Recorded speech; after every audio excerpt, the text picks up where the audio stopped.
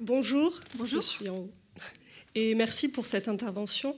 J'aurais une question par rapport à cette bulle que vous décrivez, mère-enfant, quand dans l'équation vient s'ajouter la notion de handicap, avec des enfants qui ont des handicaps assez lourds, voire même depuis la naissance, des enfants qui peuvent vivre en institution.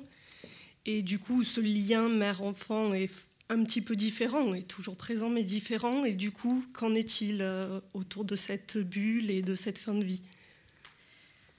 Alors, les enfants handicapés, moi, j'en ai pas vu beaucoup et je ne saurais pas vous répondre à cette question. Il faudrait quelqu'un qui ait vraiment vécu auprès d'enfants handicapés et qui ait vu un certain nombre de décès et a essayé d'analyser ce qui s'est passé. Je pense que chaque situation est très différente par rapport au suivi et à la manière d'entourer l'enfant.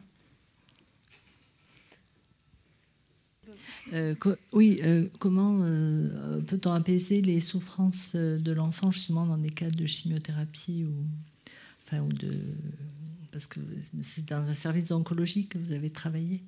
Oui. C'est ça. Et donc, quel est le vécu de ça par rapport à la relation mère-enfant, le vécu de cette souffrance. Comment ?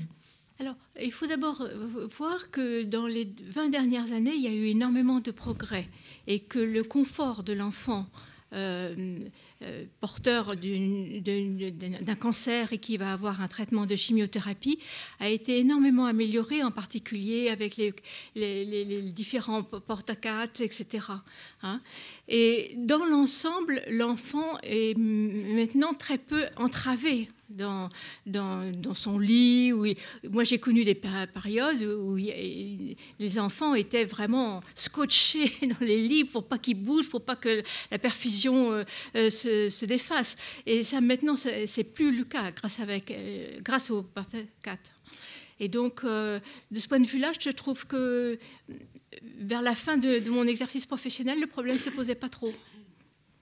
Merci pour votre témoignage. J'ai bien compris ce que vous appelez la bulle. Mais qu'est-ce qui se passe quand les parents et l'enfant ne sont pas sur la même, on va dire, sur la même longueur d'onde ? Quand l'enfant sait qu'il va mourir, mais quand les parents sont plutôt dans le déni, ou en tout cas ont du mal à accepter la mort. Ben ça, c'est le travail de l'équipe. C'est vraiment tout un travail d'équipe. Et les parents vont être informés au fur et à mesure de la situation. Et donc, ils vont voir venir de chimiothérapie en chimiothérapie, de mauvaises nouvelles en mauvaises nouvelles. Ils vont être face à la situation. Mais ça va se faire sur plusieurs mois.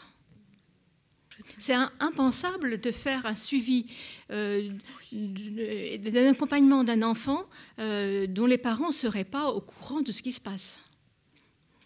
J'ai moi-même l'expérience d'accompagnement d'enfants en fin de vie en milieu hospitalier et mon sentiment, c'est que l'enfant est souvent beaucoup moins angoissé que l'adulte par rapport à la perspective de la mort. Est-ce que c'est votre expérience aussi ? Alors, il y a une grande variété de réactions d'enfants par rapport à la mort, mais c'est vrai que pour l'enfant, ce qui prime, c'est la présence maternelle. À partir du moment où la mère est là, je ne dis pas qu'il ne faut pas qu'il y ait le père, mais à partir du moment où la mère est là, ou peut-être un grand frère, une grande sœur est là, ça va quoi ? Ça va parce qu'il n'est pas tout seul, il n'est pas abandonné, il est accompagné. Et il puise ses forces dans l'amour de sa famille. Je voulais savoir, pour avoir fait des accompagnements de fin de vie adultes, souvent, j'ai pu remarquer, un vieillard fait référence à sa famille, à sa mère notamment. Mais comme l'enfant est jeune, est-ce que vous avez remarqué qu'il y avait quelque chose qui préoccupait l'enfant ou un appel à quelque chose Oui, on a même eu des enfants qui ont semblé avoir fait des expériences mystiques dans le courant de la fin de vie, qui parlent d'une dame blanche, par exemple, qui était venue les voir. Donc, bien entendu, ça, c'est très précieux. Hein.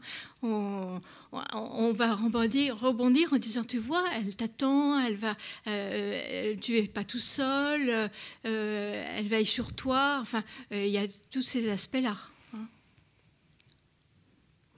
Oui, je voulais donner mon petit témoignage aussi, puisque j'ai été pédiatre et j'ai travaillé un petit peu dans un service d'onco-hématologie. Et moi, je voulais vous dire que j'avais toujours été impressionné par la maturité de ces enfants même c'est bouleversant et c'est même choquant quelquefois de voir. Je me rappelle la réflexion d'un enfant qui m'avait dit ne dites pas à maman que je vais mourir parce qu'elle ne le supporterait pas. C'est quelque chose de bouleversant. Moi, j'ai toujours cette vision dans la tête de cette maturité, cette façon de discuter de leurs résultats, leurs formules sanguines. Enfin, vraiment, c'est quelque chose de bouleversant. Et puis, je voulais vous remercier pour votre témoignage parce que je crois que vous avez beaucoup apporté et qu'il y a encore beaucoup à apporter. Alors, c'est vrai que ces enfants sont matures. Ils ont besoin de dialoguer sur ce qu'ils comprennent de la situation, ils comprennent des situations que les enfants de la cour de récréation ne connaissent pas du tout. Donc, ils accèdent à des connaissances et ils essayent de les ordonner, ces connaissances, et ils s'appuient dessus. Et c'est bien qu'ils puissent dialoguer avec les adultes à ce sujet-là, oui. Oui, à leur façon. Merci pour votre témoignage de qualité remarquable. Et j'avais une question. Vous avez soulevé l'importance des enfants qui étaient en partance et qui se raccrochaient quand ils évoluaient dans des familles avec des traditions religieuses. Qu'en est-il des enfants où dans l'entourage familial n'est absolument pas proche de religion? Qu'en est-il de ces enfants-là? À quoi ils se raccrochent? Et comment on les accompagne?